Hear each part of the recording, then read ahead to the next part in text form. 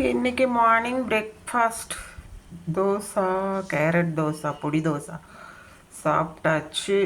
அதுக்கு பிறகு நான் பண்ணியிருக்கிற வேலை என்னென்னா, நானே ஆயில் காய்ச்சி தலைக்கு எதுவும் வாங்க மாட்டேன் வெளியே அனாவசியமாக.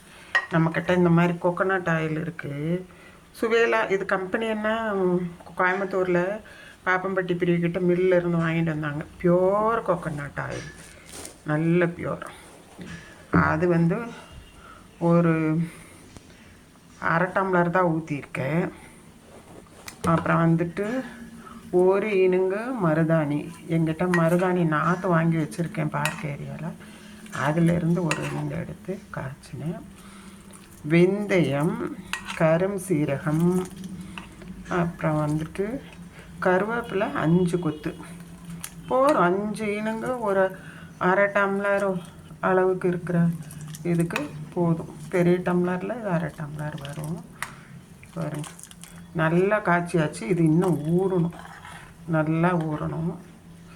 நமக்கு சிம்பிளாக உடனே கொதிச்சிரும், உடனே நம்மளே ப்ரிப்பேர் பண்ணிக்கலாம். கிராம்பு தூள் வந்துட்டு பொடி பண்ணி வச்சுருந்தேன், அது போட்டிருக்கிறேன். கருஞ்சீரக பொடி. கிராம்பு எதுக்காக அப்படின்னா, நமக்கு வந்துட்டு சளி பிடிக்காமல் இருக்கும். கிராம்பு தைலமோ கிராம்போ போட்டோம்னாக்கா இது வந்துட்டு நல்லா நமக்கு வந்துட்டு அந்த என்ன சொல்கிறது, அடிக்கடி சளியோ ஏதோ பிடிக்காமல் சூப்பராக இருக்கும். ஒரு இனுங்கு தான் மருதாணி இது போட்டிருக்கிறேன். ஏன்னா எனக்கு வந்து இப்போ 64 வயசு ஆகுது. நான் வந்துட்டு இதை தேய்ச்சி மருதாணியை நிறைய போட்டு ஏதாவது அலர்ஜியோ ஏதோ வரக்கூடாது. அதனால் நான் வீட்லேயே இது போல் தயார் பண்ணிக்கிறேன்.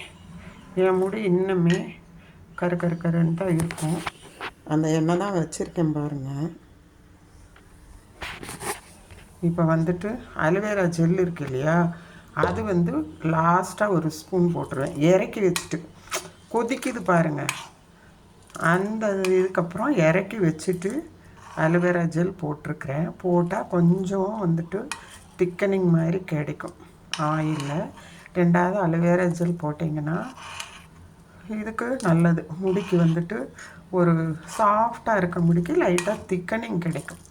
என் முடி பிளாஸ்டிக் மாதிரி இருக்கும். முடி கொஞ்சமாக இருந்தாலும் கருன்னு இருக்கும். இடையில 1-2 வெள்ளை முடிய தானே தவிர நான் வந்து டை போட மாட்டேன். அதுக்கு பதிலாக வந்துட்டு மெஹந்தி தான் போடுவேன். 15 டேஸ் ஒன்ஸு வெயில் அடிக்கிற டைம் பார்த்து ஒரு 1 ஹவர் ஊற வச்சுட்டு நான் குளிப்பேன். அது கலக்கும்போது உங்களுக்கு காமிக்கிறேன். இது இன்றைக்கி இவ்வளோ தான், சரியா? பாருங்க, கருப்பாவெல்லாம் இருக்காது, எண்ணெய் நல்ல தெளிவாக லைட் க்ரீனாக இருக்கும்.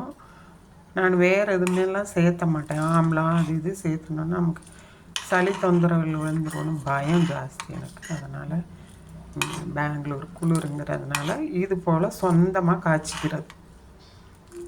உங்களுக்கு டேண்ட்ரஃப் இருக்குது அப்படின்னா நீங்கள் 2-3 மிளகு போட்டுக்கலாம். மிளகு போட்டிங்கன்னா டேண்ட்ரஃப் வராது. அவ்வளோதான் இதுக்கானது. இது இன்னும் கொஞ்சம் நேரம் இப்படியே இருந்தால் ஆறுனதே வடித்து வச்சிட வேண்டியதுதான் ஒரு பாட்டிலில். இதுதான் நான் வந்து இவ்வளோ வருஷம் நான் யூஸ் பண்ணிகிட்டு இருக்கிறேன். இந்த பெங்களூர் கிளைமேட்டுக்கு முடி கொட்டை தான் செய்யும், நிறைய வேரோடு போகும். ஆனாலும் க்ரோத் வரும்.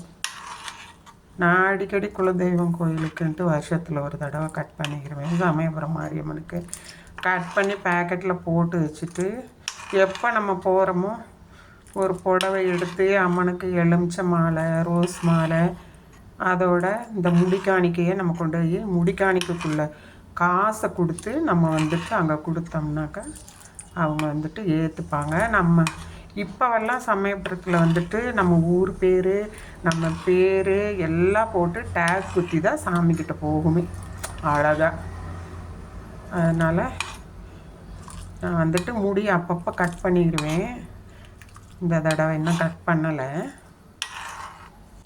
நீளமாக ஒல்லியாக இருக்குது. அதனால் இது போல் எண்ணெய் தீர்ந்து போச்சு. இன்னைக்கு காய்ச்சறேன், அதனால் சரி எடுத்து போடுவோம். நீங்கள் வயசானவங்க வீட்லேயே காய்ச்சறீங்கன்னா இது போல் சிம்பிளாக காய்ச்சி யூஸ் பண்ணுங்கள். வயசு உள்ளவங்களும் இது யூஸ் பண்ணலாம். யூஸ் பண்ணிட்டு சொல்லுங்கள். பெரும்பாலும் நான் நைட்டில் ஆயில் வச்சுட்டு மார்னிங் வந்துட்டு குளிச்சிடுவேன். அதனால தான் மருதாணி வந்து இவ்வளோ தான் போட்டிருப்பேன். மருதாணி மீதி ஃபுல்லும் இது கருவேப்பிலை தான். அப்போ பார்த்துக்கிறேன். 1 ஸ்பூன் தான் வெந்தயம், அதுவும் ரொம்ப போட மாட்டேன். போதும், இதே நமக்கு போதும். கிட்டத்தட்ட 1 மந்த் இது வரும். எப்படின்னா நம்ம வாரத்தில் 2 தடவை தான் தலைக்கு குளிப்போம். 2 தடவையும் இந்த ஆயிலை வச்சுட்டு ஊற வச்சுட்டு குளிக்க வேண்டியது தான். செய்து பாருங்கள். சிம்பிளாக உங்களுக்கு வந்துட்டு ஹோம்மேட் ரெமெடின்னு யோசிக்காதீங்க. கொரியர்லேயும் இதுலேயும் நிறைய பேர் வாங்குறீங்க ஆயில். அது நல்லா இருக்கலாம், அதை நான் குறை சொல்லலை. ஆனால் இது போல் சொந்தமாக காய்ச்சினா நமக்கு தேவையான மூலிகைகளை மட்டும் போட்டு சிம்பிளாக காய்ச்சி யூஸ் பண்ணலாம். முடி நல்லா தான் இருக்கும். பாருங்க, காய்ச்சிட்டு ஆற வச்சுருக்கேன். இப்போ இன்னும் கொஞ்சம் நேரம் ஆகும். நல்லா ஆறின பிறகு ஃபில்ட்ரு வச்சு வடிச்சிருவேன். அப்படியே ஊற்றி வைக்க மாட்டேன். அப்போ நம்ம எடுக்கும் போதெல்லாம் வந்துட்டு அது கையில் படும். அப்படி இல்லாமல் டீ ஃபில்ட்ரு வச்சு நல்லா வடிச்சிருவேன். வடிக்கும்போது இதை அழுத்தி அழுத்தி கொடுத்தோம்னா கருவேப்பிலையெல்லாம் இப்போ பாருங்கள் கொஞ்சம் கலர் மாறிட்டே இருக்குது. அப்படியே ப்ரௌன் ஆயிடுச்சு. இன்னும் நம்ம அழுத்தி இந்த கருவேப்பிலையெல்லாம் ஃபில்டரில் வச்சு இப்படி ஒரு அழுத்திட்டோம்னா சூப்பராக ரெடி ஆயிடும். செய்து பாருங்கள்.